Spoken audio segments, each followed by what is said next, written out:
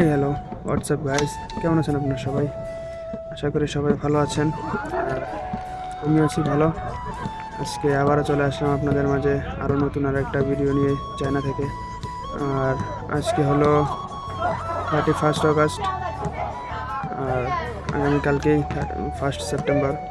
আর আমাদেরও থার্ড ইয়ারের সেমিস্টার শুরু হয়ে যাবে, থার্ড ইয়ারের ফার্স্ট সেমিস্টার। তো আজকে যেহেতু 31 আগস্ট, তো আজকে যাইতে হবে আমাদের রেজিস্ট্রেশন করতে। তো এখন রুম থেকে বেরিয়ে পড়লাম রেজিস্ট্রেশন করার জন্য। আর এখন যাবো রেজিস্ট্রেশন করতে। আর আপনারা সাথেই থাকুন, পুরো ব্লগটা আজকে একটু এনজয় করেন। আজকে যাব কলেজে, কলেজ থেকে এসে তারপরে একটু যাওয়ার কথা আছে শহরের দিকে। তো আজকে ব্লগটা একটু বড় হতে পারে, তো সবাই পুরো ব্লগটা এনজয় করবেন। আর এই তো আমিও বেরিয়ে পড়লাম আমার বন্ধুর বাইক নিয়ে, পাকিস্তানি বন্ধুর বাইক নিয়ে বেরিয়ে পড়লাম। আর আমার রুম থেকে আমার যে ক্লাসরুম বা যে ইন্টারন্যাশনাল অফিসেই, তো অফিসের পাশেই আমাদের ক্লাস হয়। তো সেই জায়গা পর্যন্ত যাইতে হেঁটে আসলে লাগে 15 মিনিট, আর বাইক দিয়ে আসলে 5 মিনিটের মতো সময় লাগে আর কি। তো এখন যাব, গিয়ে বাইকটা পার্ক করব, পার্ক করে তারপরে যাব রেজিস্ট্রেশন করতে। আর এই যে এইখানে আমরা বাইক পার্ক করে আসে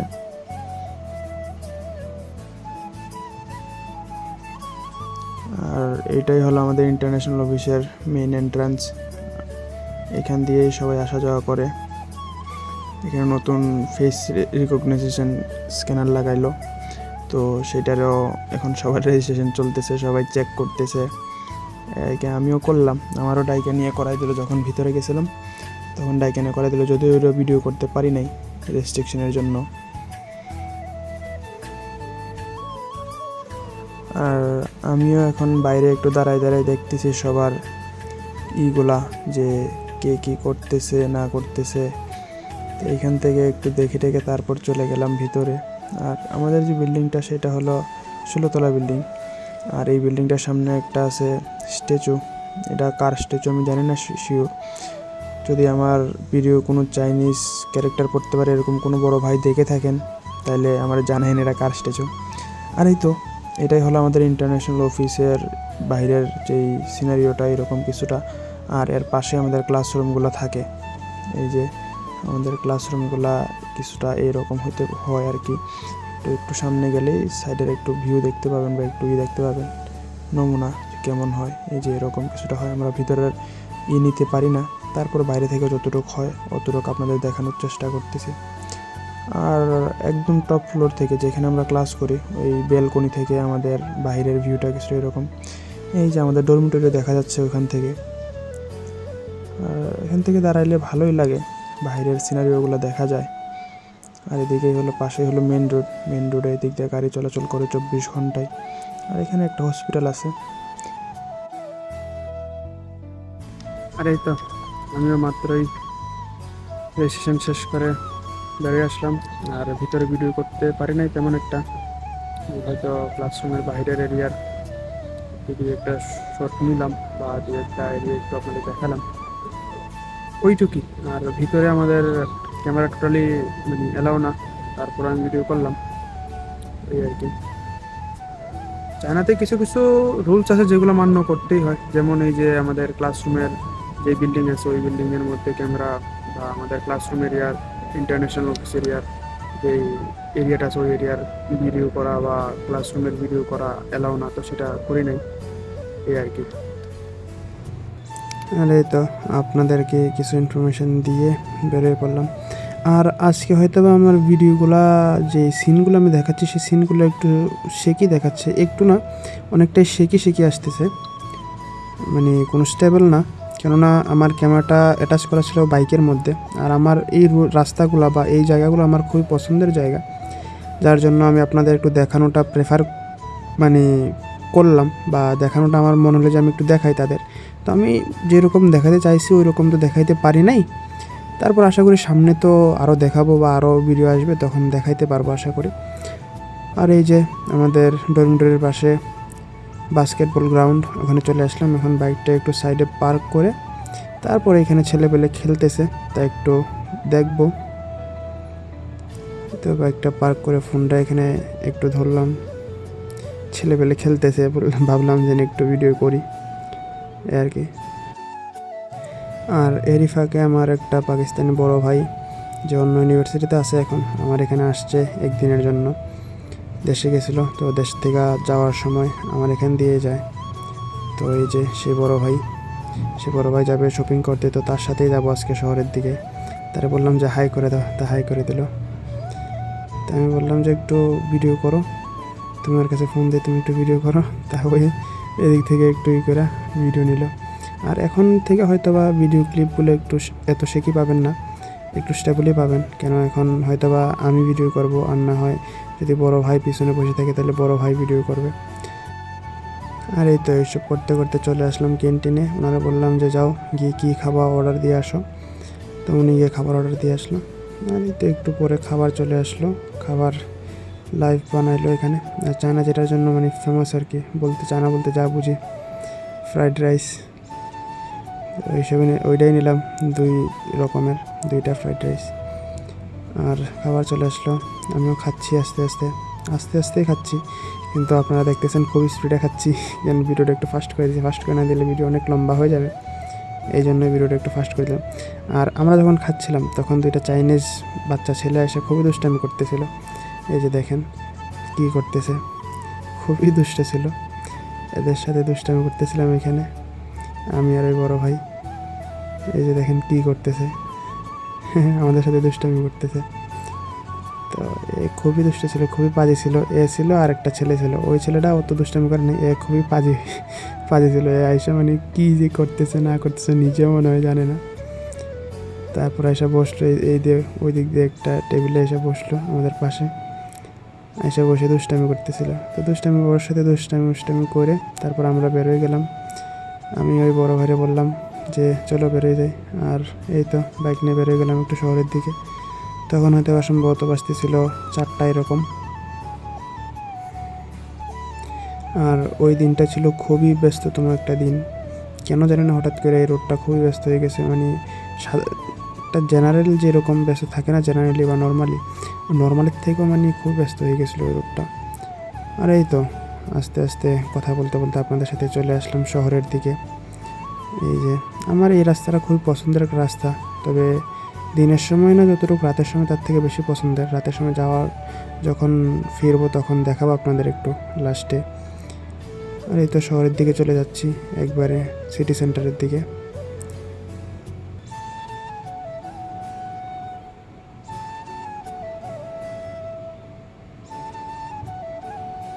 সিটি সেন্টারের দিকে ঢুকে যাচ্ছি এখন, গিয়ে বাইকটা রাইখে তারপর ওই ভাই যাবে একটু ফোনের দোকানে, গিয়ে কি ফোন নাকি ঠিক করতে দিবে না জানি, রিপেয়ার করতে দিবে। তা ওই ভাইরে ওই ফোনের দোকানে দিয়ে আমার ডাকতেছে যাওয়ার জন্য। আমি বলে যে যাবো, আসতেছি। তো বললে তারপর আমি এখান থেকে একটু আপনাদের আশেপাশের রাস্তার ইগুলা দিয়ে ফুটপাতের চাইনিজ ফুটপাতগুলো কেমন হয়। আমাদের এখানেও ফুটপাত আর এদেরও ফুটপাত। আমাদের এখানে রাস্তা যেমন হয় আর এদের এখানে মেন রাস্তা যেমন হয়, এদের এখানে ফুটপাত এমন। ওই ভাই গেল, গিয়ে ফোন টোন ঠিক করে আনলো। ওখানে আর ভিডিও করি নাই, কোনো ক্লিপ নিয়ে নেই, আপনাদের দেখাই নেই। আর এখন আমরা রাস্তা পার হব।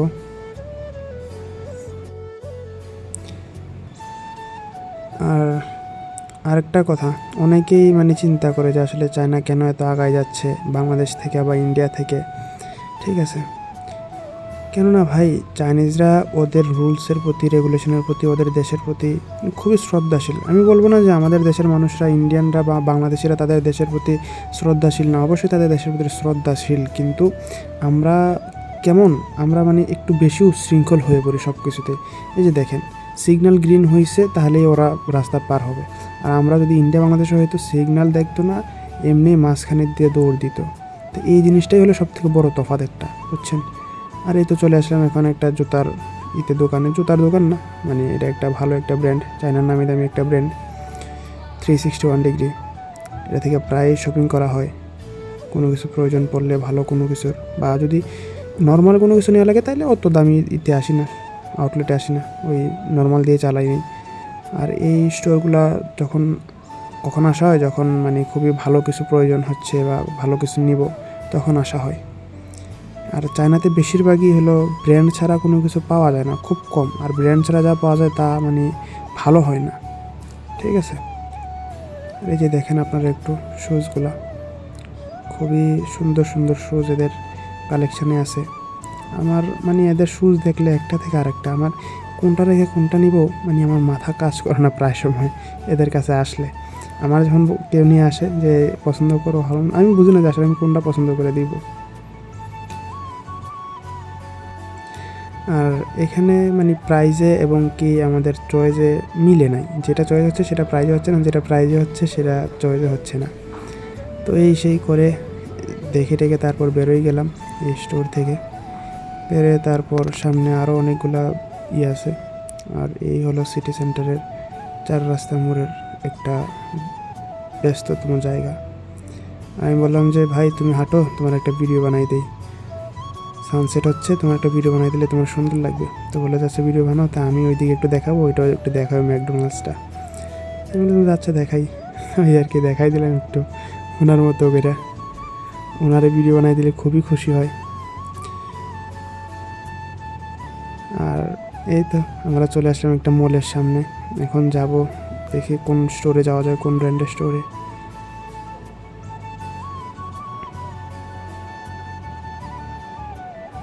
আর এই যে সানসেট হচ্ছে, খুবই সুন্দর লাগতেছে, তাই আমি ভাবলাম যে একটা ক্লিপ নেই ছোটো করে। আর এখন চলে আসলো এক্সটেপের। এটার মধ্যে শুজ পছন্দ হয়েছে, কিন্তু ভাবছি যে 75 টাকা, পরে গিয়ে দেখেছি সেটা 275। এই চাইনিজ ক্যারেক্টারগুলো মনে না থাকলে এটা একটা সমস্যা হয় শপিং করতে। ক্যারেক্টার মনে নাই, ওইখানে দিয়ে রাখছে 75% অফ, আর আমরা ভাবছি যে 75 দিয়ে আমরা পেয়ে যাবো। তো ভাবলাম যে 75 দিয়ে যদি এত ভালো স্টোর থেকে ভালো শুজ পাওয়া যায় তাহলে তো ভালোই হবে। তো এইটা নিয়ে আমরা হাসাহাসি করতে নিলাম যে ভাই স্ক্যাম হয়ে গেলো আমাদের সাথে, এই হয়ে গেলো ওই হয়ে গেলো। আসলে ওইসব কিছুই না, এই হলো কাহিনী আর কি। সামনে আসলে দেখতে পারবেন, সামনে যদি ভিডিও দেখতে থাকেন তাহলে বুঝতে পারবেন যে আমরা কী নিয়ে কথা বলতেছিলাম। আর এই যে আপনারা একটু দেখেন যে শুজগুলা, আমরা যেই শুজগুলা দেখলাম আপনাদের একটু দেখাই। এটা হলো আর্ক ব্র্যান্ডের নাম হলো আর্ক। জুতাগুলো খুব সুন্দর সুন্দর জুতা।